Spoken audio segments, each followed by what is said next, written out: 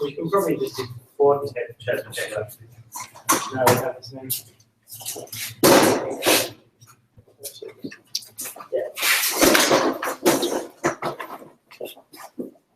Yeah, we can do 4.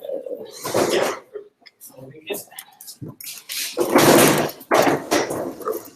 Maybe. Cool. So, and can you hear me? I'm talking to, I'm testing the live stream. Yeah, it's very good. I think. Cool. Is the volume good enough?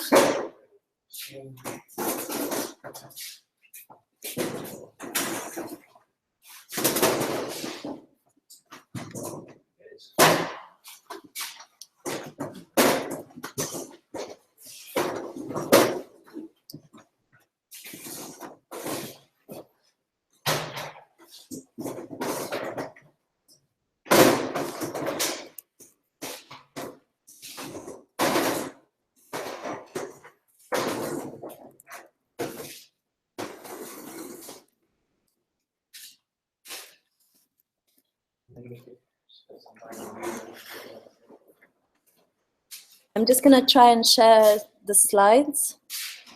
See if it works.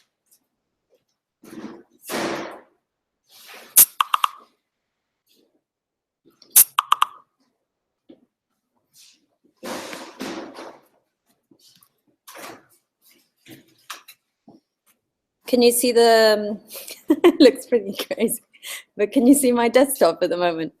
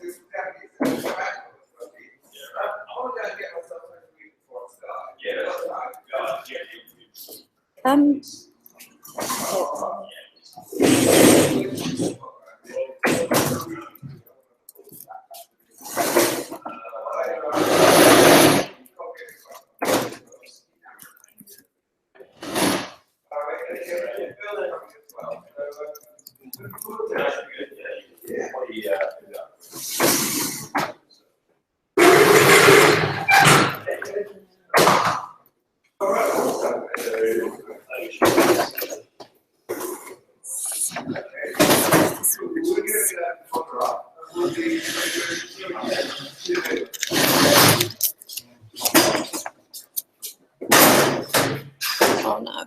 Okay.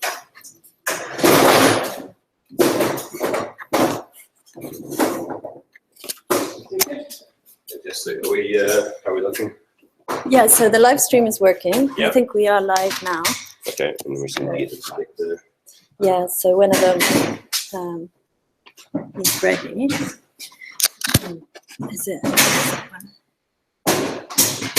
What's it? It says HM. What does that say? Yeah,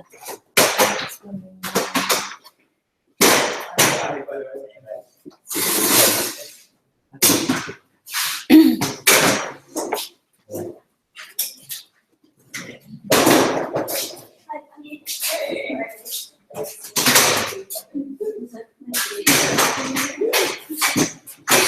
For like the presentation, but we're not going to be able to use the shares here. So yeah. so maybe we have like either the slide or Maybe just these ones. they can do like this, or they can turn it into. Yeah. That's great. Cool. Do you think you're going to want to do one of these again? Sorry? Do you think you're going to want to do one of these events again? Maybe. We'll see how today. So.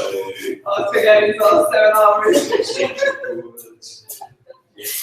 showing up for the next 2 months because we're away. Yeah. When you have a sec, Yeah. if we could test the. Sure. So I've never used YouTube live streaming, so I think it works. Did you get the Wi-Fi's on the wall? Yeah, don't know that. So we started from this morning with the Fine. what's the deal with Takes a bit of time. And what am I meant to? So I've connected that one, is that right? That should be the right one. And the mic, can I connect it to the computer, or is it? Only if you have a cable that can come from the desk. Oh, okay, then it was working fine. If We just use whoever's- it for the PA. So. Yeah. So yes, if he's I mean, someone can always run to map then. no, but it's fine. Like I think if whoever's talking is talking in front of the computer, they'll hear it on the live stream. It's fine. Thank you. You remember Alex? Yeah, I know, Alexi. He's One of the first members here, yeah. actually. Okay, Yeah. he's there on the live stream. Oh, is he not coming? No, he's in Finland, so he's doing the online part of it. So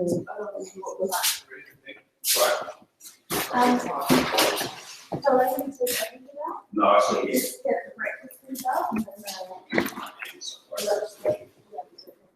then fantastic, really. Cool. Hello.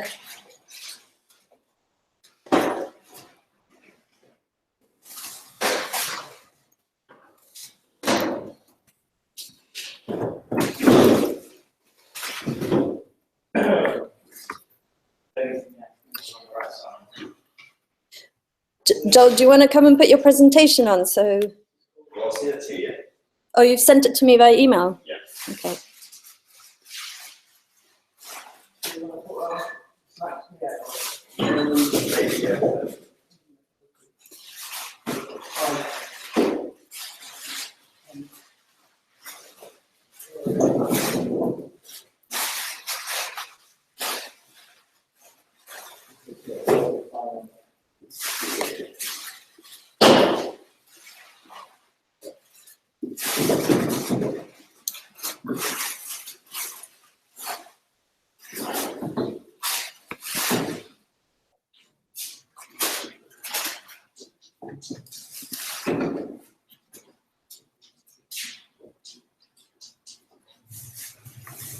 So how do I do this now?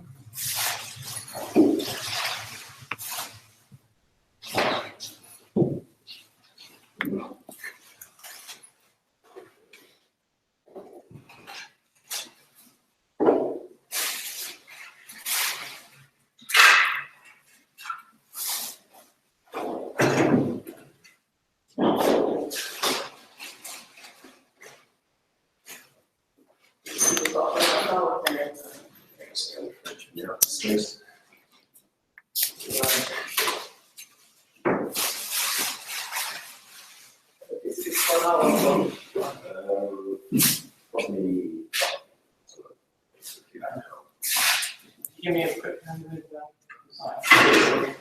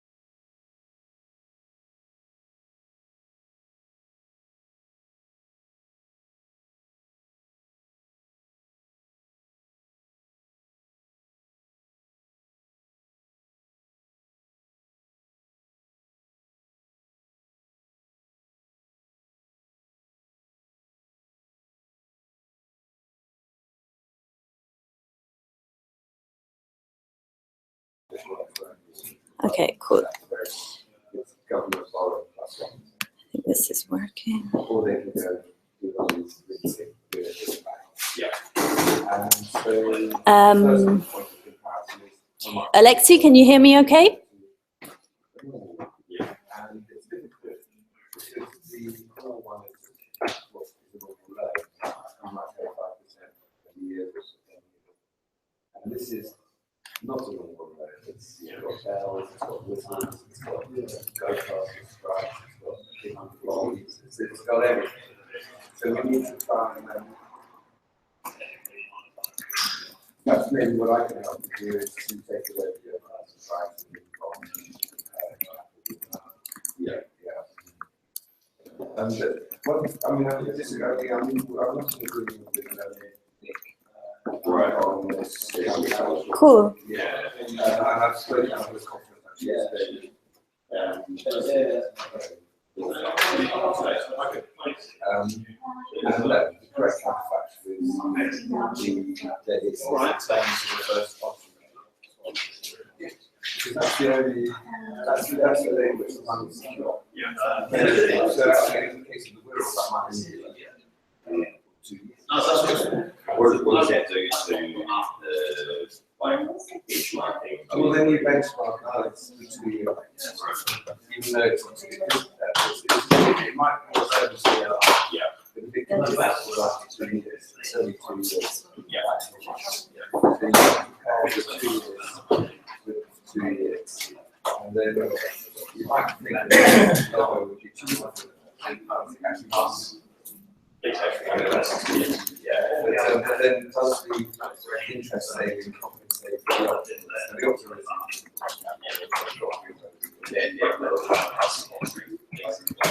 You did. Yeah, okay. I saw that. Yeah, that one. All right. Yeah, so that's fine. Bill? We So, just take them. yeah, Ed's going to start. Okay. Come on. So, Ed, if you want to talk from here, then they'll hear you through the computer. And if you needed a browser, right? So, Oh yeah, I just want to show, maybe show something. so wait, if I want to share, hello? Share the entire screen. Cool. And you should be able to, that looks really, Maybe, yeah. cool. Good morning, everyone. Thanks for being here. We're just kicking off with Ed, who's going to tell us a few things about the space we're in, which is amazing if you haven't heard about it yet. Hey everyone. My name's Ed. I set up this place called Newspeak House a bit over a year ago. And it is a community space for political technologists, or I guess for you guys, it's the Rebel base. The idea was to, so, you know, a lot of people aren't very happy with the state of the world right now. I think that's quite fair to say. And also, if you're in this room, you probably sort of believe the technology has some part to play in helping fix it. So I have set up this space to try and bring some coherence to this group of people. You know, we cover all kinds of things in this area. So people doing digital transformation in government, local government, people in the political process in general, how political parties work, you know, whatever unions will look like in the future, the think tank economy, media economy, journalism, investigative journalism, that whole area. So I think, you know, there will be many areas which will be of interest to you here.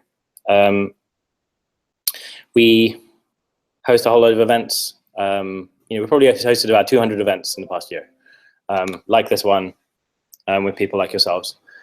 And what's really been inspiring to see is actually how different groups kind of have, you know, some groups have a lot of questions and other groups have a lot of answers. And I think, you know, for example, if, you know, as this community develops, we can make this room 3 times as full. So, you know, a big part of that is like how we can do that. And also some of you, maybe you'll find other projects you'll also want to work on and bring your skills to. we're not just an event venue, it's the whole building, and we have 9 bedrooms upstairs. And part of the plan is to have a fellowship program. So the idea of that is supported by members. People get selected to live here for 6 months, and the idea is they go to every single event and every single group and meet 1,000 people and help information flow between this group. So that will improve like reuse, reuse of open source code, help people start projects and find people they need. So that's sort of what I'm building up to, and that's what's going to launch in the next few months. This event is being hosted for free, but if you want to support us and help us make it look less like this, then you can join on the website, and it's £25 a month. And when I have 500 of those, then this can be activist space full time, and there'll be co-working space, and I'll have fully funded. I have 6 or 7 fully funded fellowships, and that's what I'm trying to get to. And we've got 85 paying members so far, so we're good. So that's Newspeak House. If you want to just find out more about it, we do a dinner every Wednesday night, like social dinner, and that's open to anyone. So yeah, if you want to find out more, and also I'll be around all day. So yeah, just ask me. Cool. Thank you. Yeah, and thanks to Newspeak.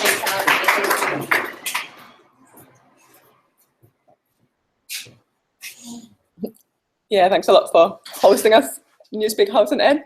My name is Fanny, and I'm part of Debt Resistance UK. So I'm just going to say a few words about who we are as a group and how we sort of came about. So obviously, welcome from our part as well. It's great to see all these new faces interested in local government finance. As you've probably already found, there's tea and coffee there on the table. Vika will say a bit more about how the day will play out. But just to introduce DRUC, Debt Resistance UK, as a group. We started meeting maybe 3.5 years ago. Just a group of activists, researchers, kind of brought together by this sort of nagging thought that there's still a lot of things wrong with the financial system, and still we should still focus on things that are wrong with the financial system, even though, say, after the Occupy camps, where a lot of us from the core group first met, sort of disappeared from the City of London, the kind of emphasis on the financial sector sort of, in a way just died down, and obviously legitimately so there has been a lot of focus on other kind of cuts and austerity recently, and we're very much trying to build those links between, say, when money is flowing to private banks from local authorities, it's obviously not there to fund basic public services, which will be a lot of the focus of today. So probably because you've found your way here, you've heard a little bit about our research into LOBO loans and this local authority debt audit. And if you don't know everything about it, don't worry, Joel will have a presentation after these introductions where he'll tell you a lot more in depth about what the problems are. It's really quite a complex issue, and there's a lot of routes to go down in terms of doing something about it. But maybe, just to say a few things about putting our work into a wider international context. We have quite strong links with movements, especially in the Spanish state, with groups, this group called Platform for a Citizens Debt Audit, who are doing very similar kind of work, really, in many cities across Spain. Really, they had municipal elections 1.5 years ago now, where a lot of progressive politicians came to power, and Madrid, which is the biggest city and capital in Spain, is now actually in the process of starting a participatory debt audit on the sort of city council level. So it's quite amazing to be able to look abroad where the crisis hit in a way more sort of sharply and see that these things are happening, and they can actually be grow into quite big proportions, really.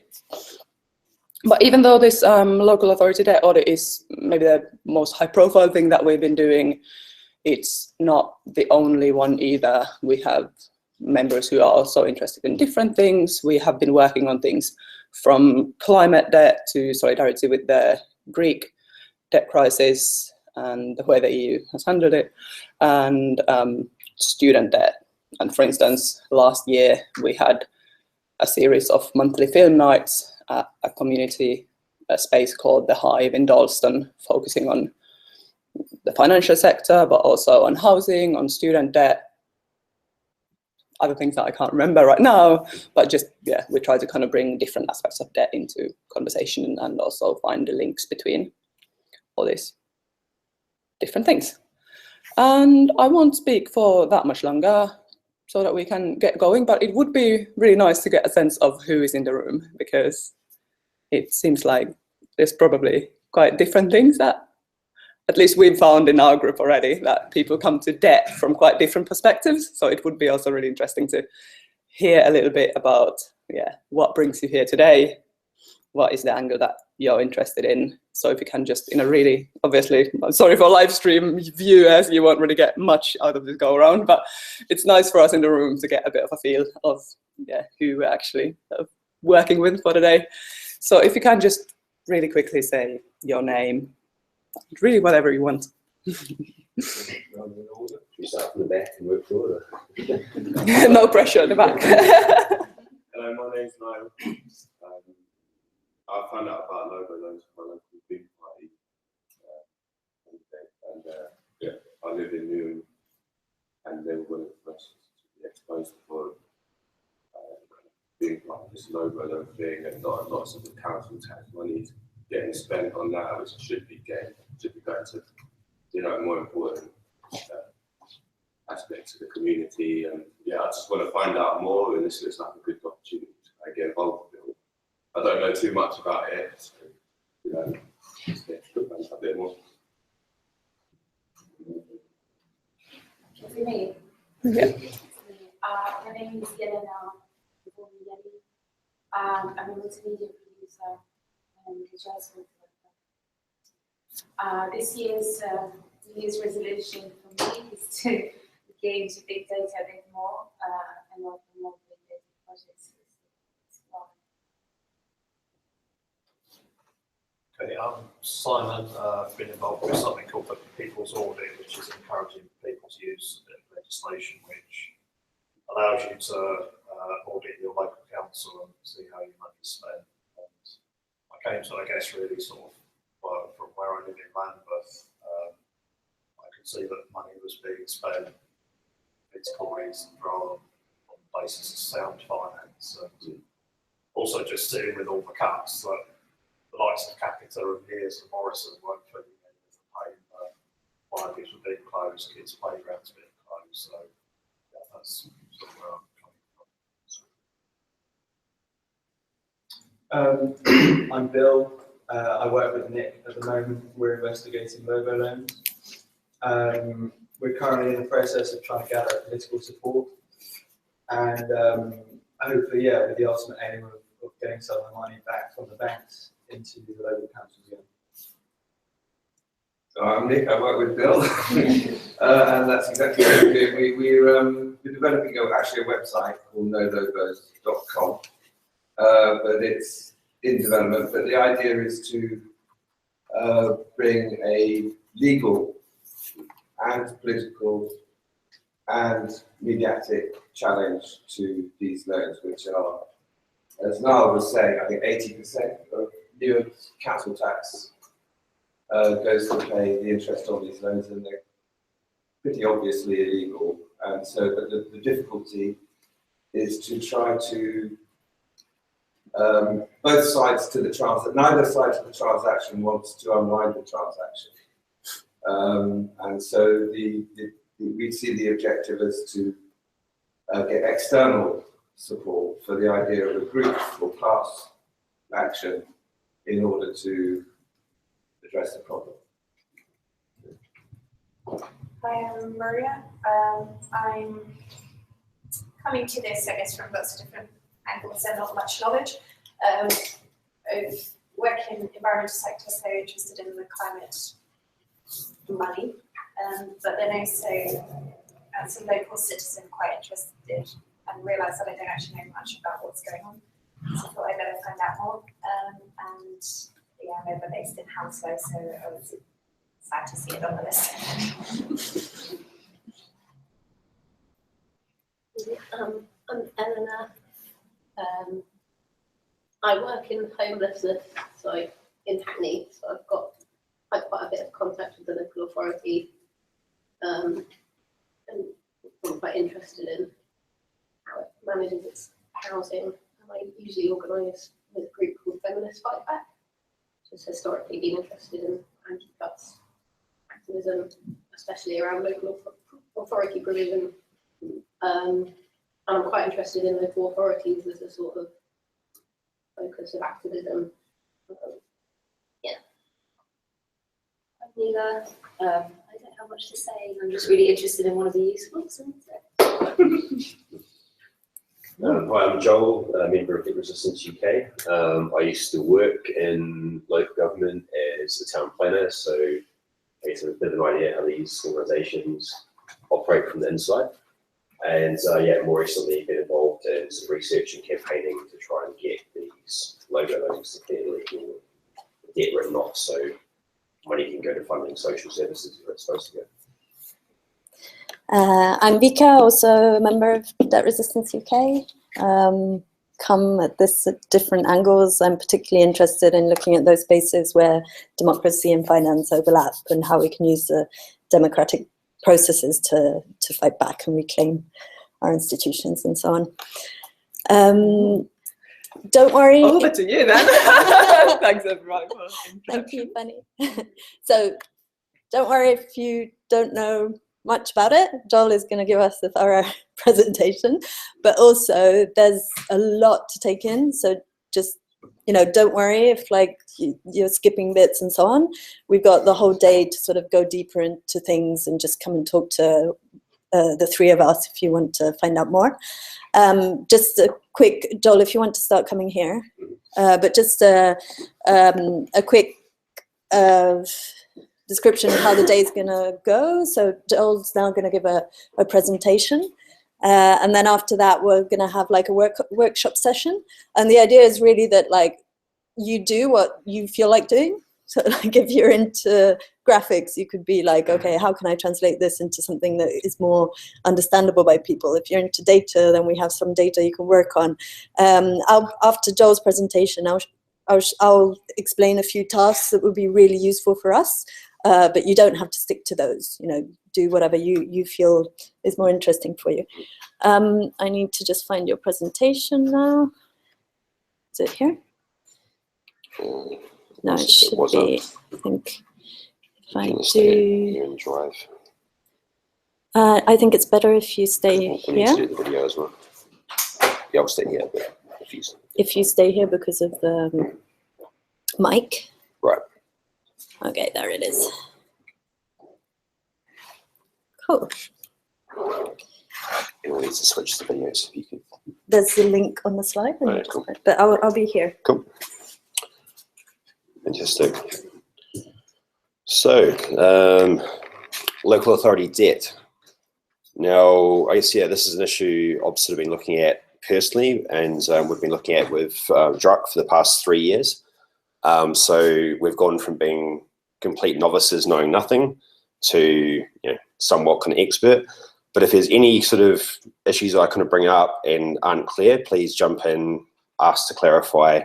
We'll try and avoid using jargon as much as possible, but talking about finance, sometimes that's difficult. So if you don't understand something, please stop me and I'll try and make it sort of, you know, more clear for you. So, okay.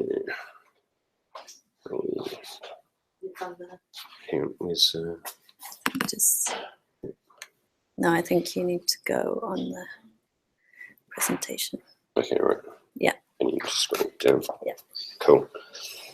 Is it working? Yeah, perfect. Yeah, so Fanny's explained a bit about Debt Resistance UK, what we're set up to do, so I won't kind of dwell on this. basically our aim is to kind of raise the profile of issues around debt, how it affects, you know, overall society, and more importantly, what as individuals and as civil society we can kind of do about it. So how we politicize the issue of debt, take it out of the shadows and make it more of a kind of mainstream issue people feel they can take action against. One of our aims is to think about how our research on debt would be useful for other campaigns. So for instance, we were just hearing about housing in Hackney. So how is it that local authority debt and high interest rates being paid by councils mean there's less money available for social housing, for council services, and what can we do about these things? So I guess we'd like to collaborate with other groups looking at local authorities. And so if there's sort of obvious crossover you see between the work you're doing and what we're doing, we'd love to talk about that at some point today. Basically what we've been trying to do over the past couple of years is to obtain information on local authority borrowing from banks using freedom of information requests, and to put that information available online so people can understand how their local authority is financed, how much money is being spent servicing interest on that debt, and understanding how and why those loans were sort of taken out. I won't talk too much about that now, I'll come back to it later on, but the idea is to make all the available information available open source online so people can see clearly what's going on at the local council level. So in terms of the work we've been doing to audit council debt, the political context for local government is really important, right? So since 2010, with the austerity cuts that have been put in place to pay for the bailout of the banks during the financial crisis, by far the largest level of cuts to public spending has been local government. Between 2010 and 2015, that amounted to about a 40% reduction in central government funding to local authorities. By the end of the decade, it will be up to around 60% relative to what they were being funded in 2010. So basically, local authorities as we knew them a decade ago will almost cease to exist. They'll be stripped down to bare minimum of service provision, and we're already at a point now in 2017 where about a third of local authority CEOs think councils will be bankrupt within the next 12 months. So councils are in a particularly dire financial position because of the fact that government has effectively defunded them. And so basically what's been happening while the sort of cuts have been sort of handed down, local authorities have been trying to make up that shortfall in funding by borrowing more money. So if you look at this chart here, the light blue line on top, you can see is council borrowing, and this is for Scotland. And you see that when the dark blue line starts to dip down, you get a corresponding increase in borrowing. So generally the rule of thumb is that whenever there's cuts to local authorities, they have to make it up either by borrowing more money or by selling off public assets. And in this case, they're having to do both.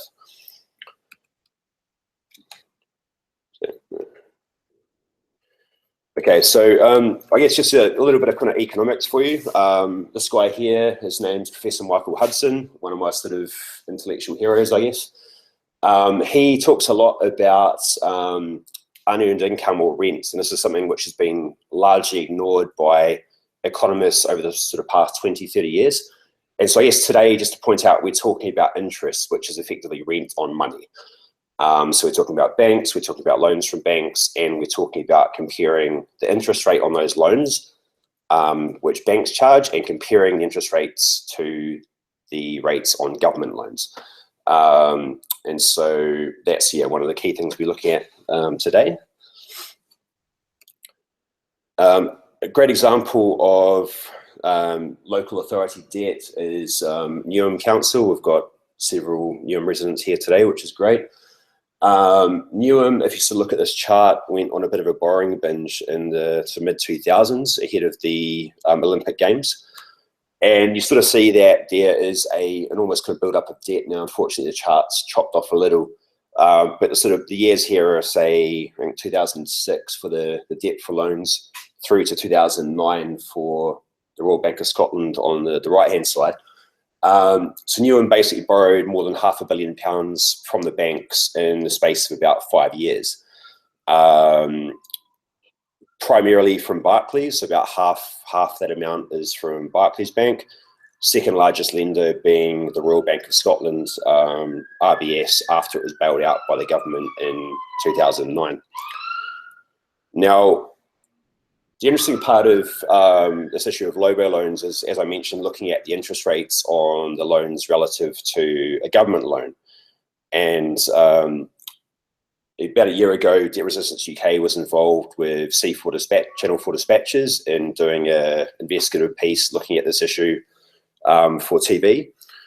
And residents in Newham were sort of asked how much they thought the council would be able to borrow from banks. And they were basically given a couple of reference points. The first was the current Bank of England rate, which was at the time 0.5% interest, which is the Bank of England base rate.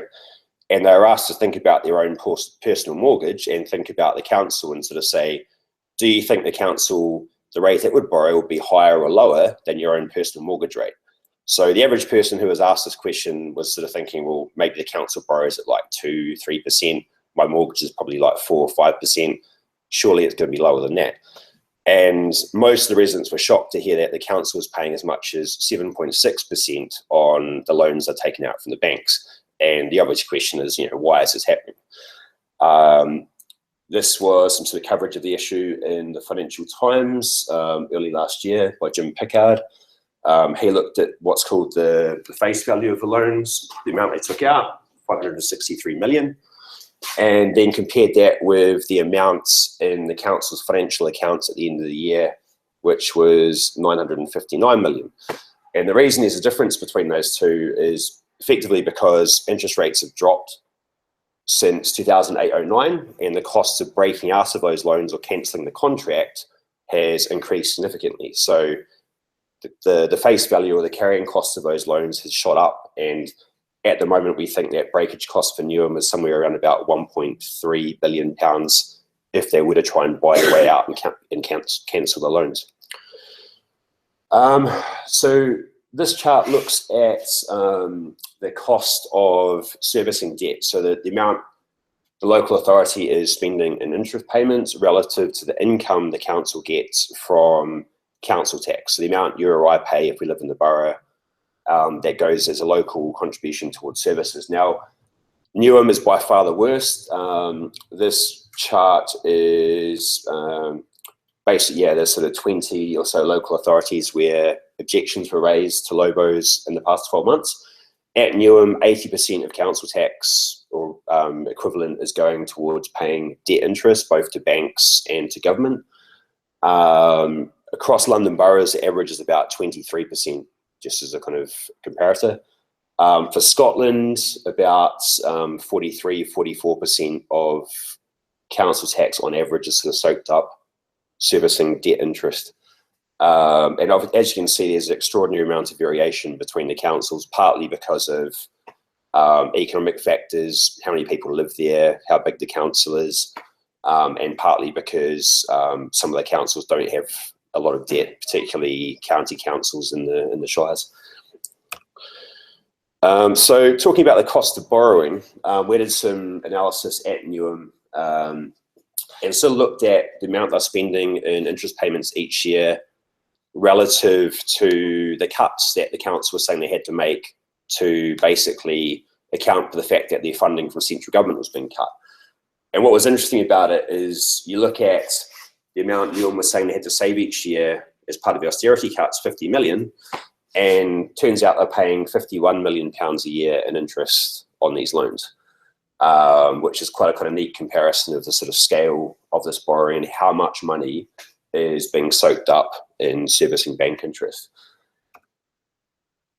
This looks at how much Newham spend on interest to the banks relative to public service provision. So again, unfortunately, labels aren't coming out so well, but here we've got adult social care, children's social care next door, and we've got bank interest, blue to black, and then to the right, environment and regulatory spending, public health, and at the far right, housing services. And I think what's interesting for me is that Newham Council has one of the highest rates of homelessness in the country. It's one of the poorest boroughs in the country, and here they are spending more money on bank interest than they are on housing services, which sort of prompts the question of what's the council actually for, and why is it that so much money is going to pay financial firms rather than going to service provision, which is where it's supposed to.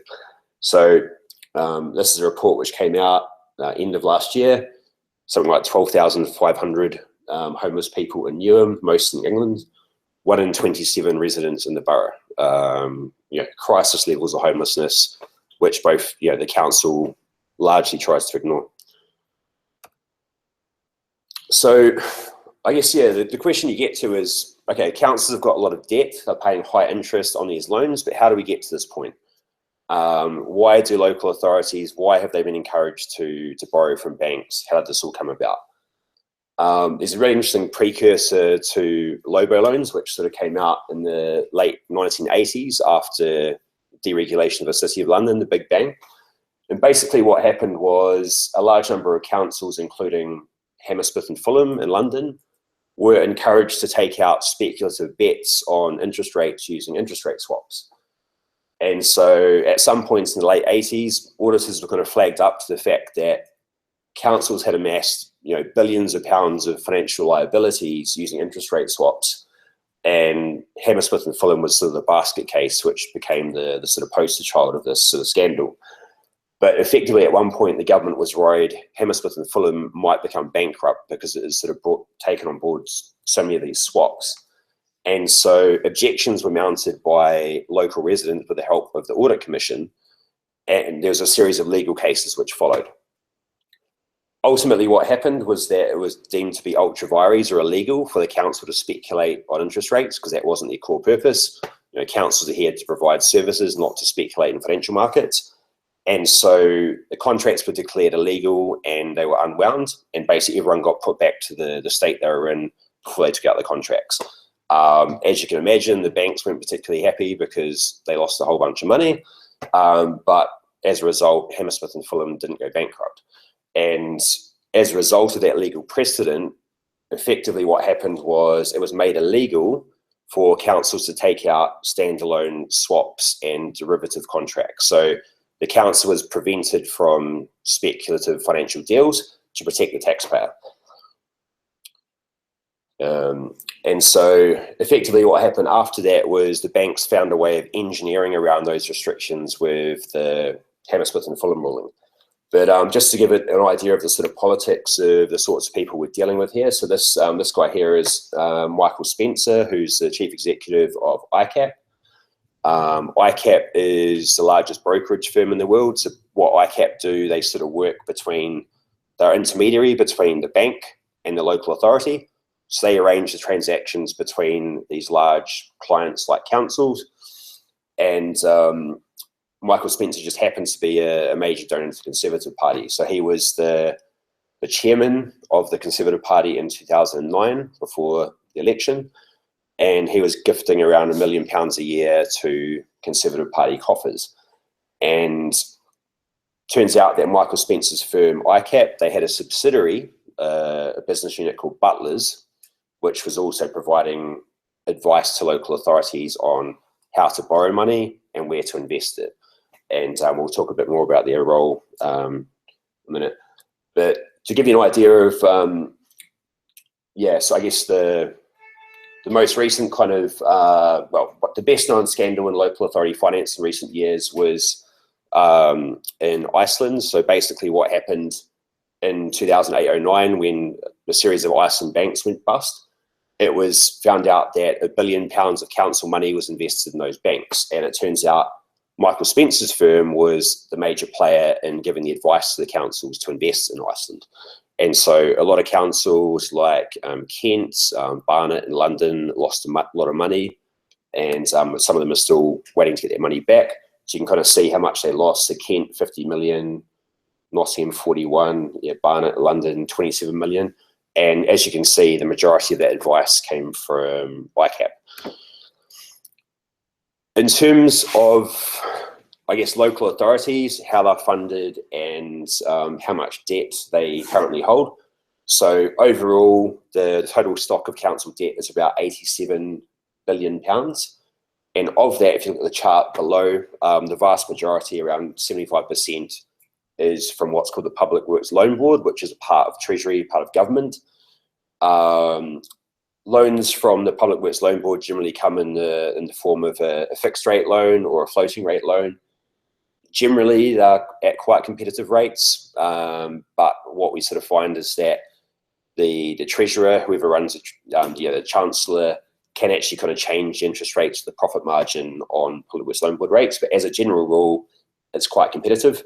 In terms of the work Debt Resistance UK has been doing, we've been looking primarily at the loans from private banks, LOBOs, which is about 14–15% of that total. One of the interesting things to look at is actually when a lot of this borrowing was undertaken. So this is simply a chart of, in blue, loans from the Public Works Loan Board to councils, and in red, the LOBO loans. And so I guess what you can see quite clearly here is an enormous spike in borrowing between 2003 and 2006-07, just before the crash. And what we sort of think was happening was that councils were taking out these loans at relatively low rates, 4 or 5%, and they were depositing a large chunk of that cash in places like Ireland, where they were getting Iceland, where they were getting 7 or 8% interest on that money. And so councils were being encouraged basically to speculate, taking out money at low rates, depositing it at higher rates, and starting to sort of act like a investment bank. And the major people who benefited from this practice were, of course, the banks themselves and the brokers and advisors in the city who were taking fees and charges on all these transactions. And 2008-09, when the financial system crashed, all this activity largely ceased. But you can sort of see from the bottom, the sort of LOBO loan market kept sort of struggling along until about 2012 when it stopped.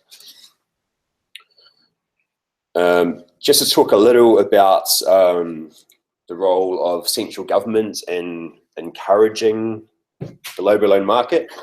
So councils effectively have 2 choices when they borrow. They can borrow from central government via the Public Works Loan Board, or they can borrow from a bank. Now, the councils are supposed to benchmark the cost of those loans. So the finance officer in the council is supposed to look at it and say, okay, rational decision, is a loan from the government over 20 years going to cost me more or less than a comparative loan from the bank? And basically what successive chancellors have been doing, starting with Gordon Brown and more recently with George Osborne, what they've done is increase the interest rates on loans to councils from the government, which makes it comparatively better value to go and borrow from the bank. So central government has actually encouraged local authorities to go out and borrow from the city.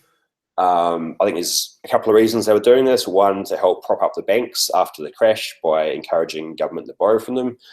And then I think, yes, secondly, because governments basically deem financial services to be a good thing, they want to encourage it. And so in a lot of cases, they prefer councils to be borrowing from banks because it gets the public debt down. The debt's carried by the bank, it doesn't show up in the government's accounts, so they look better. So there's a few political reasons for this stuff happening. So just to look at, I guess, how that sort of maps out. So in yellow here, we have loans issued by the Public Works Loan Board between 2006 and 2010.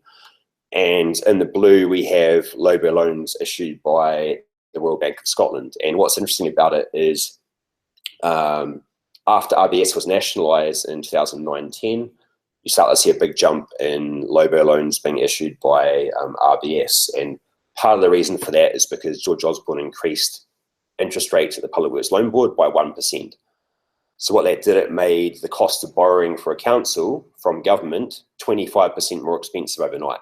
So at that point, a loan from RBS started looking like much better value for the council, and as a result, they sold more LOBO loans at that time. This just shows, I guess, a chart of the largest borrowers. You can't really see too much, I'm guessing, from where you are. But basically, we've got Newham Council in Kent at the top, owing between 450 and 560 million pounds each.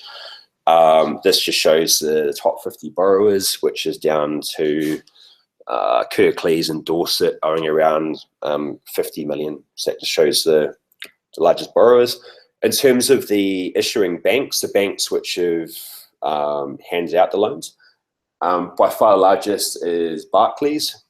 We've then got Dexia and Deptford, which are European banks, both of which were bailed out after the crash. In fourth place, we have RBS, succession of kind of European lenders. But what I also find interesting is that in this list, we also have institutions like Siemens Financial Services, which is an engineering firm. We also have British Aerospace Engineering, BAE, which is basically a military firm. So it's not even just banks selling these loans, it's also engineering and military firms, which I think is quite fascinating. So yeah, quite a sort of large variety of lenders, some of which are building societies like Stroud and Swindon. So not just all the large kind of investment banks you sort of think of. So just to talk a little about what a LOBO loan is and how it works. So LOBO stands for lender option, borrower option. Generally they're ultra long-term loans, so between let's say 40, 50 and 70 years. How they're typically structured is they have a short teaser rate, which is, say for instance, if the government rate is 4%, what the banks will generally try and do is to try and sucker you into the deal by saying, we'll give you money at 2%, undercutting the government rate for the first 2 to 5 years. After that sort of 5-year teaser rate period, the rates then step up to a higher interest rate. But the reason the banks are able to sell so many of these loans is because the treasurer generally only looked at the first 2 to 5 years of the deal. It didn't really understand the risk at the tail over 50 or 70 years. So they kind of ignored the fact these were long-term deals. The borrower has the option, so the lender, the bank, has the option at regular intervals between, say, every 1 and 5 years to propose or impose a higher interest rate. The borrower, the council, has the option to either accept the new rate and pay a higher rate of interest, or they can repay the entire loan at around 2 days' notice. Again, analysis for LOBO contracts shows that some of the councils, around about 12 or 14 of the councils, are paying between 7 and 8% interest on LOBO loans. The more standard, what they call vanilla rate LOBOs, the interest rates generally vary between 4 and 6%. The banks made enormous profits on these loans, so around about £2 billion upfront profit. So the day the loan was taken out, the bank books that profit. It pays bonuses to its salesmen. And so again, the major benefactors of this market were banks and the brokers and advisors who recommended to the councils to take them out. We've brought a few examples of LOBO loan contracts in this yellow folder, so I can kind of show you a couple of them later on throughout the day. One of the interesting things about the loans is sometimes the kind of warning clauses which sort of pop up throughout the contract. So in red here, I'll just read it out. It says, please note that the nature of this loan is that the interest rate may increase at a time you may consider disadvantageous to you. So basically at the worst possible time, the bank's got the option of increasing interest rate. Now, if this was a home mortgage, you probably read that and kind of think, if there's a downturn, if there's a crash, maybe I might lose my job. It's probably not a good thing that the bank's got the option to increase interest rate at that period. But I think part of the issue here is because this is other people's money, because the finance officer and the councillors don't ultimately have to pay these loans back themselves. It's taxpayers who pay them back for them. They're not too concerned about this. So they've kind of signed away these contracts anyway without really thinking through the consequences. So how does this look when you kind of chart a LOBO loan and the various components of it? So basically this is a chart showing on the left axis, basically the interest rates which the council, in this case Brent, are paying the loan. So the blue here is the available public works loan board rate at the time. So about, let's say 4.5% interest. So the bank salesman comes along and says, okay, we're going to give you a LOBO loan. This is RBS. And so what they do, they sell them a teaser rate, 2% interest. You know, it looks great for the first couple of years. This red line is basically what the advisor or the analyst sort of predicted that loan might cost after the teaser rate period expired. But basically what happened was that interest rates stayed low. So, you know, the Bank of England rate is still at 0.25%. We've got historic low rates.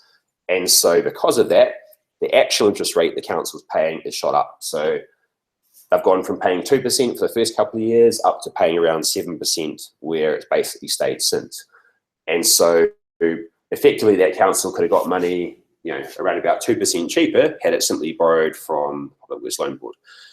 And so what you basically get here is financial salesmen encouraging local authority treasurers to take bets on interest rates. So very similar situation to what we found with Hammersmith and Fulham.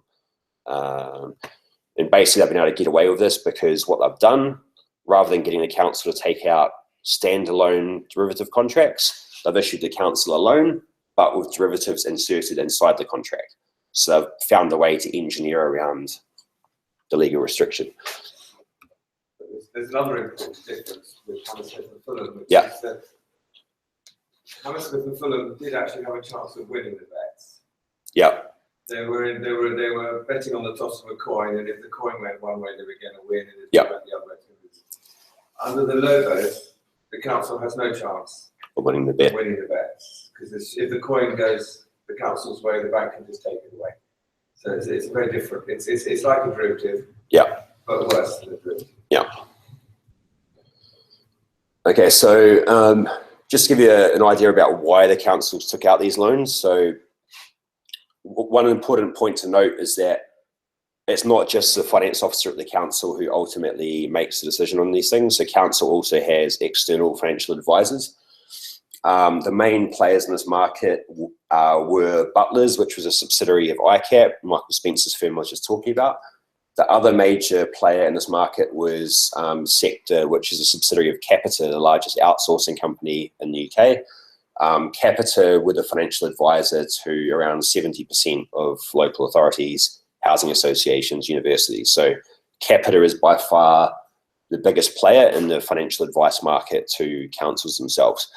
And this is basically a screenshot of Capita's website. There's a brief disclosure which came up, and Capita are marketing themselves to the councils as independent financial advisors, i.e., you know, we're trustworthy, we're going to act in your best interests, we're good guys. What this says was actually unbeknown to the council in a lot of cases. The Capita were taking kickbacks, commissions on the loans from ICAP, Tulloch Brabon, when the council was borrowing via LOBO loans. So rather than giving objective advice in the client's best interest, Capita was simply trying to maximize their own revenues by encouraging councils to go to the banks. So rather than a kind of functioning market where everyone kind of knows what's happening and there's sort of transparency, what you get is basically a situation where everyone's conspiring to shaft the local authority and the taxpayer. So you get Barclays, Dexia, Deptford, RBS and all these guys. A local authority wants to take out a loan. In the middle, you've got the broker, you know, ICAP, Tulloch Brabon. The local authority pays a fee to the broker. The bank also pays a fee to the broker. And in the middle, you've got the Treasury Management Advisor who's supposed to be giving objective advice to the council. The council is supposed to be able to trust them, but hang on a minute, they're being paid a kickback from the bank and the broker. So basically, it's a market where there's, you know, abuse and what I would describe as fraudulent conduct going on. But because it's unregulated, the Financial Conduct Authority who are supposed to regulate the space basically just shut their eyes to this. Because it's not regulated or enforced, the banks and the brokers are able to get away with it. So sort of sad state of affairs, but that's where we are. And so basically what you look at to understand how those kind of dynamics, the relationships between the broker and the advisor sort of play out, where the advisor is Butlers, the parent company ICAP, broker around 84, 85% of deals, and bear in mind that this is supposed to be a competitive marketplace. It's supposed to be competition between all these different firms. And so you've got a complete monopoly. Where the advisor is Capita, Talit Prabon, who are paying Capita a kickback, they brokered 68% of deals. So again, not a competitive market, it's a closed shop. And so who are some of the individuals involved? So we spoke about Michael Spencer. Here we also have the current Defence Minister, Michael Fallon. He was on the board of Talit Prabon, the brokerage firm, making millions of pounds of profit. On the right, we have a woman called Angela Knight. Who's she? She was formerly the head of the British Bankers Association, which was the lobby group for the banks, and she's also on the board of Talit Prabon. So very highly connected individuals. Angela Knight is also currently working, I think, at HMRC on tax issues. Now, how much were local authorities that are paying to the brokers and advisors? So on the right-hand column, this is for Kent County Council. You can see the brokerage fee for each LOBO loan they took out. So over a period of, say, 5 years between 2007 and 2011, Kent County Council paid over £1 million in fees alone on these LOBO loans. And bear in mind, at the same time, the broker was getting paid from the bank. So these salesmen made enormous profits at public expense. And who's watching all this? This is Eric Pickles, the former community secretary. He shut the Audit Commission in 2015, which was an independent government body, which was supposed to look at public spending, make sure taxpayers weren't getting ripped off. Pickles shut the Audit Commission down as part of the austerity cuts. And so that audit function has now been outsourced to the big four accountancy firms, KPMG, Deloitte, PricewaterhouseCoopers. And these big four audit firms, of course, also audit the big banks who sold the LOBOs, creating conflicts of interest. So what you basically find when you look into this is, why did Pickles close the Audit Commission? Well, because the accountancy firms made enormous donations to the Tory party ahead of a 2010 election, and they could see they'd make large profits by providing auditing services to councils. So rather than the Audit Commission operating, you've now got these Tory party donors, audit firms, and they're making significant profits by basically covering up mis-selling and outsourcing activity at councils. So I mentioned Debt Resistance UK did some work with Channel 4 Dispatches on exposing this issue. A couple of the people who were featured in the documentary, at the top you've got Abhishek Sakdev, who runs Vedanta Hedging. He gave some expert opinion to Channel 4 on what was going on. As Nick mentioned, he described these loans as a lose-lose bet for local authorities. They weren't really told about the financial downside they were exposing themselves to. The other guy who features is Rob Carver, who's a former Barclays banker who actually sat on the desk which was actually pricing these loans to councils. And we're going to show you a brief clip of the Dispatches program. Looks promising. Fiona Ferguson has spotted something strange in Crooklyn's accounts.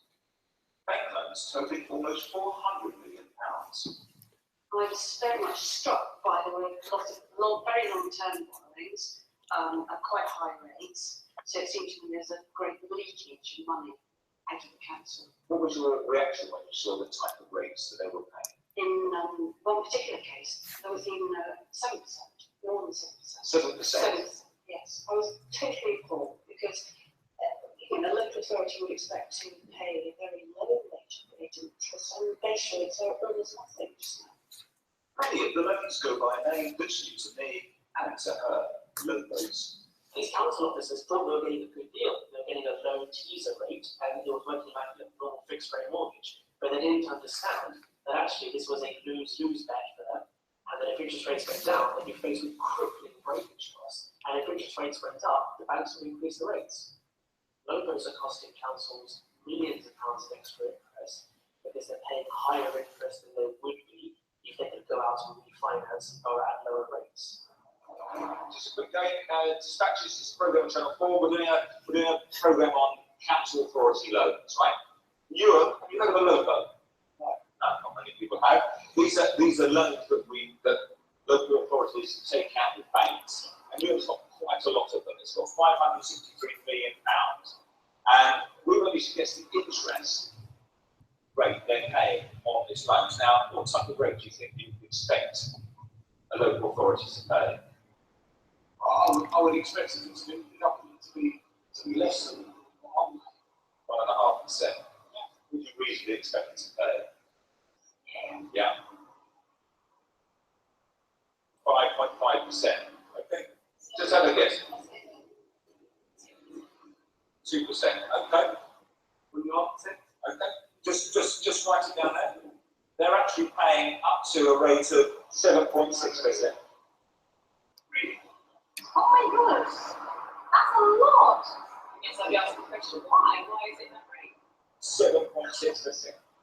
Yeah, that's worse than the first one. That's scandalous. Absolutely scandalous. Could you justify how you're charging councils, some of the poorest in the country, high interest rates on complex and risky loans called LOBOs? Some of these rates are as high as more than 7%. Well, it's very difficult to talk about specific interest rates attached to specific asset classes. Rates go up and down. Sometimes we quite well with interest rate spreads, and sometimes we do extremely can't. That's also the nature of banking. So I don't think we don't have any mechanism for separating out councils for particular groups, but I don't think we've got the market power to do that. Between 2002 and 2004, Rob Carver was a junior trader at Barclays Capital on the exotic interest rate derivative desk. I have very deep moral qualms about the local authority trades.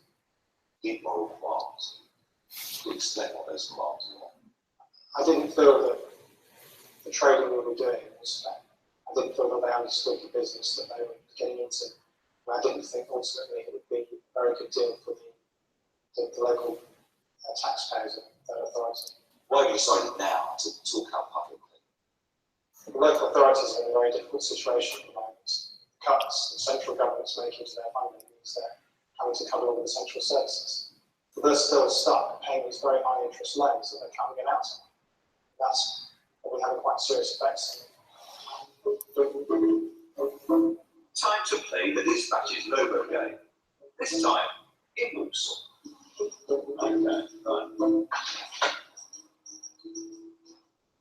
We're doing a program on council loans. Also took out a loan for Barclays, called a LOBO, for £15 million. What profit do you think Barclays made on that loan on the first day?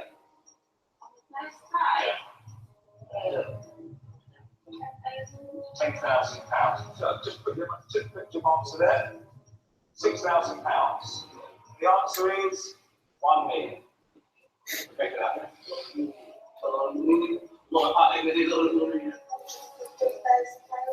So, do you have that answer? 15,000. Well, the answer is 1 million. Really? In a day? Yeah, first day. I'll figure that. Oh, I think I've seen it. Based on the financial analysis that we've done on these £5 billion worth of loans, at the time the bank sold them, we think the banks made anything between £300 to £500 million of profit. That's a lot of money. And we know that nationally there's about £15 billion of these LOBOs taken out. So we're talking nationally. About £1 billion of profit. £1 billion from lending money to the local authorities.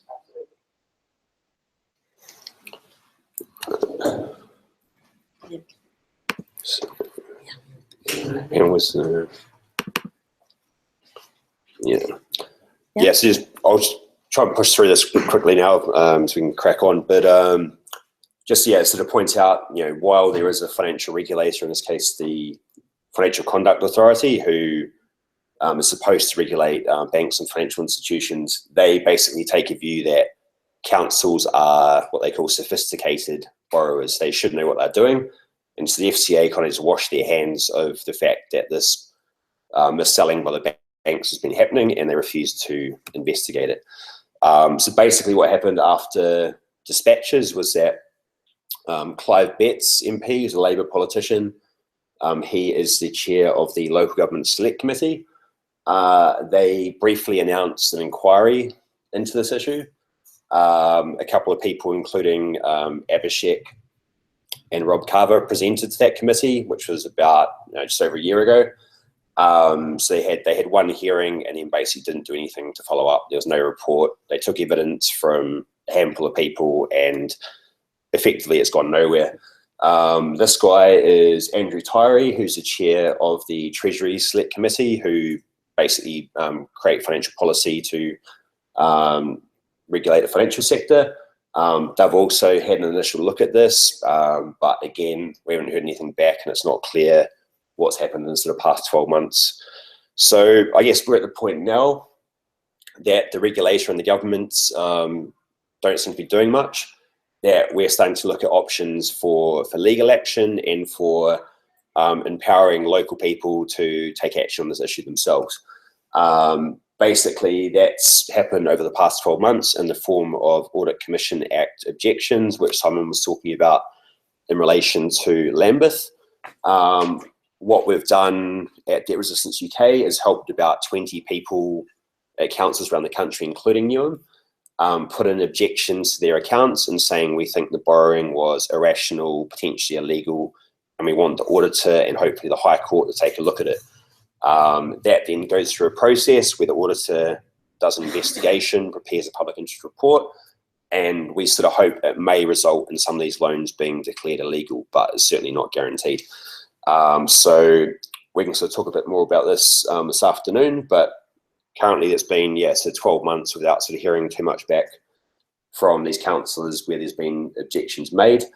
And so over the next sort of 6 months, as we come into the audit objection window in the summer this year, we'll be encouraging more people to put in objections to their council and to try and increase that number from 20 up to, we sort of hope to catch, the top sort of 50 LOBO borrowers at least.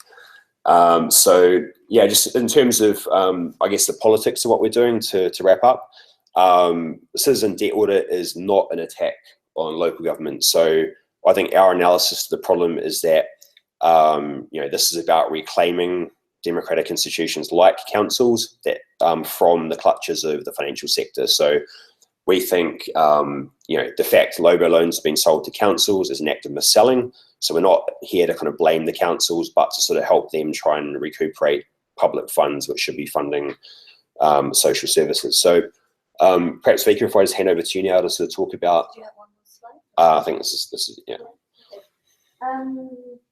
Okay, that was a lot to take in if it's a future news Sunday. Does anyone have some burning questions? We can then maybe go more into, have smaller conversations afterwards if the parts you didn't understand. But if they're like, you take the three questions as well. Also, yeah. Just a question, just a comment. I mean, that was a brilliant presentation, and I think it's really important to highlight because with the austerity cuts, a lot of councils now are being encouraged to invest to make up the shortfall. Yep. And they don't really have the skills to do it. I mean, there was something, I think, Worcester this week decided to invest 30 million taxpayers' money on a share of a bank. And I tweeted it recently. They've got something like 100 million LOBO loans. Yeah. So they've already been ripped off once, they're going to get ripped off again. So I think the second point is also, I think austerity is also, what you showed on Newham about 50 million there, 50 million cuts. I think it's a convenient excuse for a lot of councils as well. Yeah. To blame everything on government. So.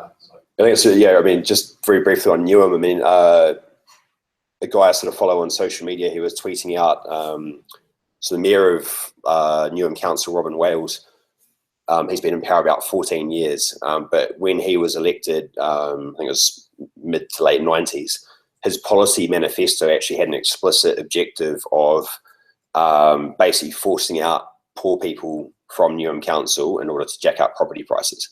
And so actually look at what's happened in Newham, so like since about 2000, property prices have gone up about 400%. The number of people who own their home has basically, so you got basically I think 2 or 3 times increase in the number of people renting. And obviously the homelessness issue has just exploded. So rather than it being necessarily, I guess, a consequence of government austerity, in the case of Newham, it's been very much explicit policy to try and gentrify the borough. So I think for a lot of councils, austerity is a bit of a convenient excuse, as you point out. Yeah, I just wanted to clarify. So Clive Betts and the local government committee, they gave no reason for dropping the cave. Yeah, so, well, technically they haven't dropped it. It's still open. They're just not doing anything. So I spoke to his assistant on the phone about a year ago and asked what was happening with it. He said, effectively, they can't do anything. It's a Treasury problem. Go and talk to Treasury. We've done that. Treasury have also not done anything. And so I think, yeah, they sort of see it as an issue for the FCA and for the Treasury Select Committee to resolve, and sort of wash their hands of it. So I don't think there's much scope of community, CLG committee doing much again. I think maybe there is some scope if, say, for instance, housing associations start pushing back on this as well. If maybe more councillors start complaining about it or take legal action, they might be forced to do something. But at the moment, because as Nick mentioned, neither the councils or the banks really have a vested interest to tackle this issue, because the councils don't want bad publicity if this was made public that they've been missold. I mean, they just don't want a scandal on their watch. So unfortunately at the moment, there's nothing much has happened, and it's sort of waiting for basic citizens to get involved into, to force the issue. Yeah, normally you have the government giving out certain bonds. Yeah. Right. And then you have the council basically, like the money given council tax being spent on services when it comes to this issue.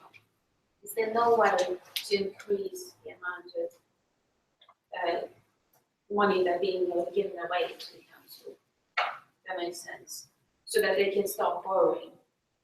You mean the grants? Yeah, basically increase the amount of grants that are being given by the government. So the council doesn't have to borrow banks. Yeah. That's not. I mean, yeah, it's a political choice. I mean, the government could say, we're not going to fund defence, we're going to fund local authorities and social care because there's a crisis in the NHS and, people need care in communities, they need housing. Yeah. But they're making a political choice not to do that. So there is money, it's a question of where it goes. Government could also decrease the interest rates at the Public Works Loan Board and make it cheaper for councils to borrow from government. They're not doing that. That's a political choice. So they can basically saying borrow the money or not. Sorry? Are they basically saying you have to borrow the money or not? Yeah, well, they're basically, just committed. I mean, local authorities continue to be, their funding each year is cut. And, they're told, government comes back each year and says, we want you to make more cuts. I'm not sure if you saw it, but last year there was this issue in like David Cameron's constituency where, this is, a relatively well-off Tory shire in Oxfordshire. And David Cameron was like, well, we want you to sort of like, cut, make another 10% cuts. Why don't you just get rid of some people in the back office and sack a couple of people? They said, look, I mean, we've basically made every cut we possibly can. If you cut us anymore, we'd have to close schools, children's centres, libraries. Like, there's no more easy cuts we can make. And so we're at a point now where basically, as I mentioned before, councils are on the verge of bankruptcy. You've got councils like Barnet who have basically outsourced all their operations to a company like Capita to try and save money. And government is not doing anything about it. So they know the scale of the crisis. It's a political choice to let it continue. And so I think, it's if they wanted to, they could both increase grant funding and they could make it cheaper for councils to borrow from government, but they're not doing that. And so, just to add to that, like what central government is trying to do is to reduce the debt on the central government balance sheet. So like at an international level, it's okay, but then it doesn't really matter what happens to the local level. So if councils get more debt too. Yeah, that was what I was going to ask. To what extent does it reduce that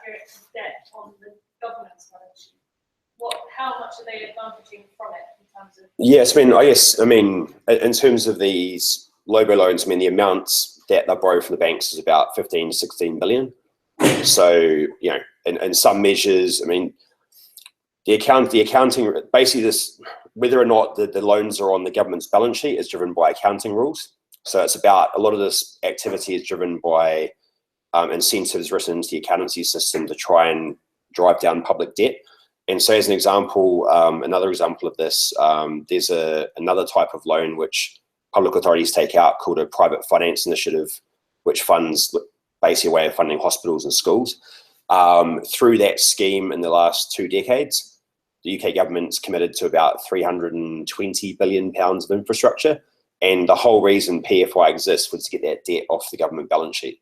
So if you include PFI on the government accounts, the amount of debt increases by like 2 or 3-fold. So yeah, there's been incentives written into the system to make it look like government's been prudent and they're not borrowing. But what actually happens is, rather than borrowing at low, stable, cheap rates, they go to high cost credit from the banks, take on more risk, and eventually it kind of blows up and we end up paying far more over time. That's a bit problematic because if it's not on the balance sheet, there's no way we can show it.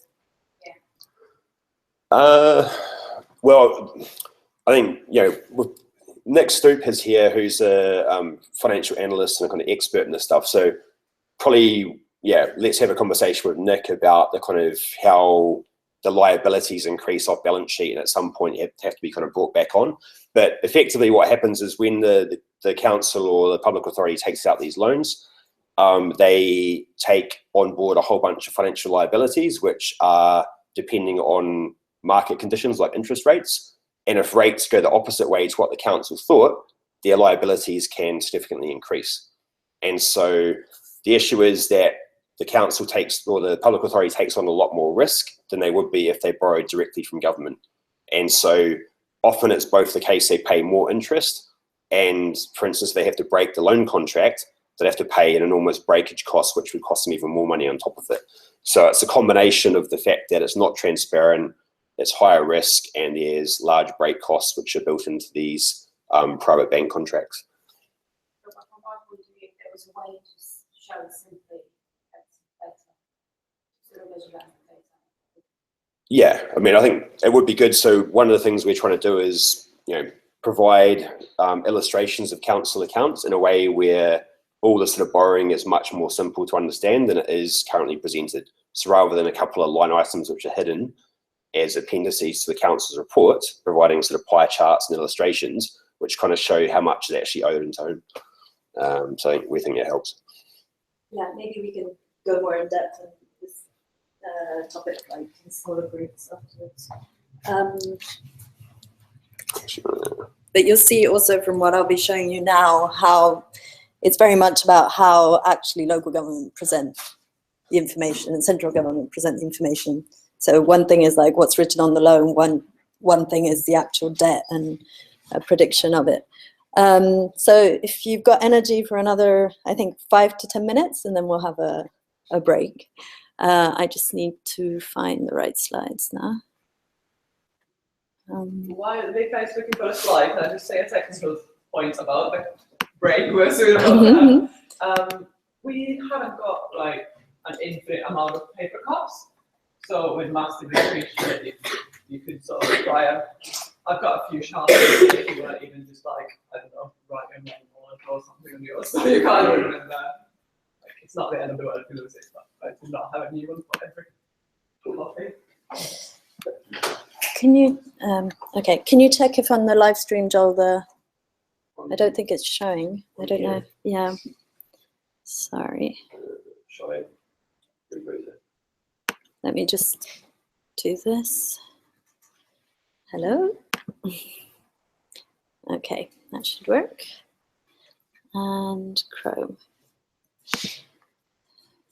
Yeah, slightly. Okay, cool. So I'm just going to explain briefly like what we had in mind for the day. So for communication channels, we actually have like around 4 people that are following remotely. And we've set up what is, I don't know how many people use Slack, but we have a Slack channel, which is basically a chat channel that you're welcome to join. And that's where like we can, like when we're all working on stuff, we can sort of chat and ask questions, but we can also do it face to face, but the people online can't. If you, this document here is that you can find it at this address here, and it will be, I'll leave it up on the screen, but it will have all the links that you'll need for the day. You'll find a link to our website that has quite a lot of information, and also to the booklet that you have on the tables, but at least you can share it in the future if you need it. So we've put down some ideas of possible tasks that would be useful today, but these are just like suggestions. You're welcome to do other things. This one in particularly is like the thing that we need most help with, because as Joel was explaining, we've sent FOI requests to like more than 200 councils, and what we receive back from them are PDF documents, and we need to translate these PDF documents into spreadsheets. And so here I've like explained a really like step-by-step how this can be done with examples. So there's a guide on how to do it, and examples. Basically what we want to do is translate into each contract into a line in a spreadsheet, like here. So it's not very exciting, but it's really, really useful. And you can see how already here we can start seeing how like the treasury management company is a subsidiary of ICAP, and that you have the brokers that are also a subsidiary of ICAP, and how we can start looking at the various interest rates and so on. And this then translates into a much bigger spreadsheet where, let's see if this is going to work. So these are the ones that we've already done. And so this, if anyone wants to work on the overall data, this is the data for around 80 councils, and you can start comparing, looking, you know, doing percentages and so on. And we've also got a tab for the Scottish councils and the London boroughs. So just going back to, so the first task would be translating from the contracts to the spreadsheets. And even if like each of you managed to do 2 today, that would be already like a massive step forward for us. Then there are like some broader data sets. Now, just bear in mind that like these are draft data sets, like don't use them publicly. We still need to go through them and check that everything is correct and so on. But you can start using them to imagine how you could visualize this data in the future when the data set is complete. We've also pasted other data sets that we think could be useful to compare. But also if you come across other data sets that you find online and so on, it would be great if you could paste them into this document. The other thing that like I've personally found very interesting is just like selecting one council and being like, okay, this is my council. I mean, I live in Hackney, and Hackney actually doesn't have LOBOs, so I can't investigate my own council. But just choosing one and being like, okay, I just want to understand the details of this council, and doing investigation on who the Treasury Management Advisor was. You can go on the council's website to look at their accounts. We can help you like understand how the accounts work, how you can read them, and so on. And also like starting to map out who were actually the people responsible. So sometimes the contracts actually have signatures on them, and so on. And then the other thing is that like, obviously it's a complicated issue and so on, but like something that we really need to work on is translating it in a way that actually people who don't have understanding of finance and so on can understand it. So if anyone has like good ideas of how this can be translated, that's also very welcome. But again, these are just suggestions. Like we had a hackathon like, I don't know, 6 months, nearly a year ago. And, you know, there was video artists who said, oh, I could do a video like this. Or they were like, everyone, according to like what your skills are, what your interests are, just work on whatever you're interested. I think that's all. Mm. I would say, should we have like a short coffee break? And then just as groups, like I'm going to be working on the spreadsheets and data entry.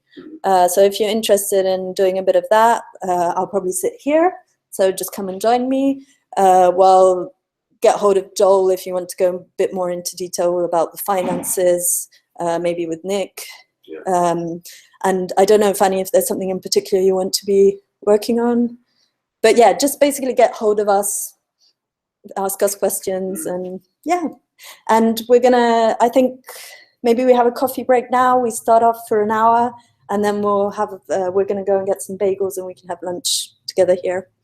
That's okay. Cool, thanks.